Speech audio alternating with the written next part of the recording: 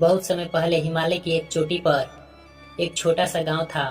वहां एक गरीब ब्राह्मण परिवार रहता था। परिवार के मुखिया का नाम हरिदास था, जो अपने बेटे माधव और पत्नी सुमित्रा के साथ रहता था।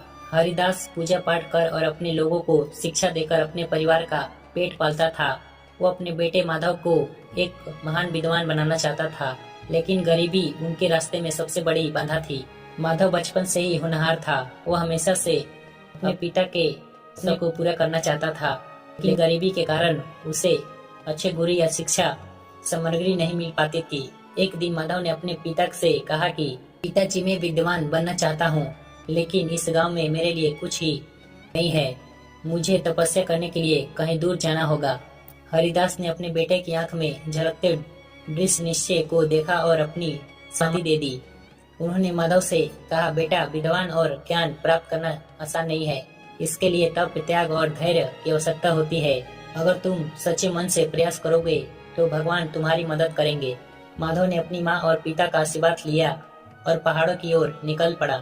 माधव ने एकांत में जाकर एक संत स्थापना चुन लिया, जहाँ वह तपस्या कर सके। उसने ठान लिया कि वह तब तक अपनी साधना जारी रखेगा जब तक उसे विद्या का वरदान न मिल जाए। उसने भोजन और आराम का त्याग कर दिया। वह दिन रात ध्यान करता और प्रार्थना करता।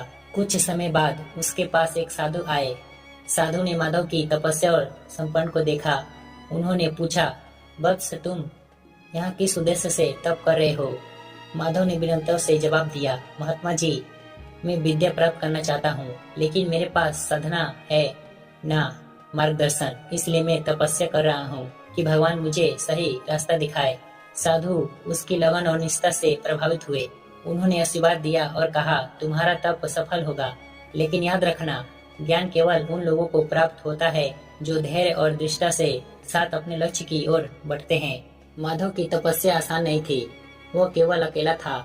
उसे हर दिन भयंकर ठंड, भूख और वाइल्ड जानवर का सामना करना पड़ता था। कई बार उसने अपने निर्णय पर संदेह होता था कि वह सोचता है, क्या मैं सही कर रहा हूँ? क्या मेरा तपस्या व्यर्थ तो नहीं जाएगा? लेकिन हर बार जब वह हिम्मत हारने लगता तो उसे अपने पिता के शब्द याद आते। वो खुद से कहता, धैर्य रखो, अगर तुम्हारा संकल्प मजबूत है तो कोई भी बाधा तुम्हें रोक नहीं सकती।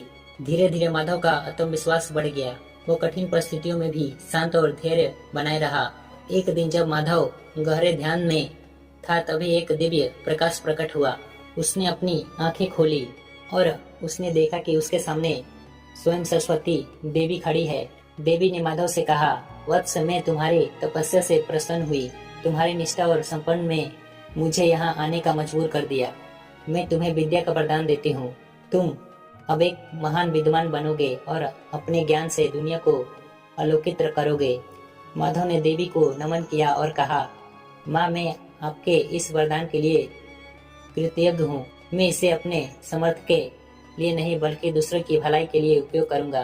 देवी ने उसे आशीर्वाद दिया और अदृश्य हो गई। माधव एक ज्ञानी और विद्वान बन चुका था। वो अपने गांव लौटा और अपने पिता के चरणों में गिर गया। उसने उन्हें अपनी सफलता की कहानी सुनाई। गांव के लोग उसकी तपस्या और दृढ़ता से प्रेरित हुए। माधव ने अपने ज्ञान का उपयोग गरीबों और जरूरतमंदों की मदद के लिए किया। उसने एक गुरुकुल की स्थापना की, जहां हर वर्ग के बच्चों को शिक्षा दी जा सकती थी। वो अपने जीवन भर दूसरों को यह सिखाता रहा कि सफलता केवल मेहनत, त्याग और तपस्या से ही मिलती है। धैर्य और दृढ़ता, सफलता रातों रात नहीं मिलती। इसके लिए समय, धैर्य और निरंतर प्रयास जरूरी है। त्याग का महत्व, अगर हमें अपनी जीवन में कुछ बड़ा पाना है तो हमें त्याग और तपस्या का मार्ग अपनाना होगा। लक्ष्य पर ध्यान केंद्रित करना, अगर हम अपने लक्ष्य पर केंद्रित रहे तो कोई भी बाधा हमें रोक नहीं सकती। ज्ञान का सही उपयोग, ज्ञान का उपयोग हमें दूसरों के लिए भलाई के लिए करना चाहिए। तब की कहानी हमें सिखाती है कि जीवन में कुछ भी असंभव नहीं है। अगर हमारी इच्छा शक्ति मजबूत है और हमारा संकल्प अडिग है तो हम किसी भी लक्ष्य को हासिल कर सकते हैं। ऐसे ही वीडियो देखने के लिए हमारे चैनल को सब्सक्राइब जरूर करें।